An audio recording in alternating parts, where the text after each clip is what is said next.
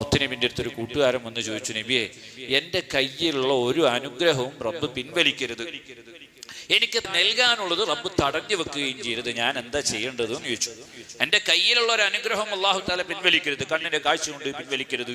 കാതിന് കേൾവിയുണ്ട്, പിൻവലിക്കരുത്. ഞാനൊരു കച്ചവടം ചെയ്യുന്നുണ്ട്, കച്ചവടത്തിൽ ഇപ്പം അൽഹംദുലില്ലാഹ് റാഹത്താണ്, ആ കച്ചവടം അങ്ങനെ റാഹത്തായിട്ട് മുന്നോട്ട് പോകണം. അല്ലാഹു തആല എനിക്ക് തന്ന ഒരു അനുഗ്രഹവും പിൻവലിക്കരുത്.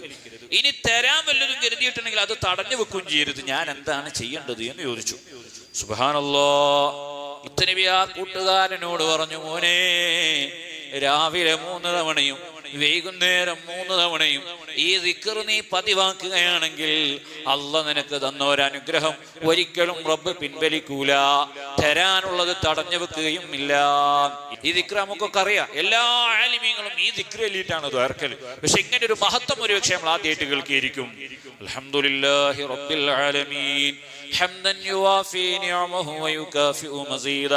അൽഹംദുലില്ലാഹി റബ്ബിൽ ആലമീൻ ഹംദൻ യുവാഫി നിഅമഹു വയുകാഫിഉ മസീദ. അൽഹംദുലില്ലാഹി റബ്ബിൽ ആലമീൻ ഹംദൻ യുവാഫി നിഅമഹു വയുകാഫിഉ മസീദ.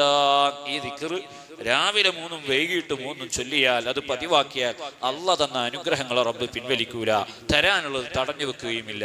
പതിവാക്കാനുള്ള തൗഫീഖ് അല്ലാഹു തആല തരട്ടെ.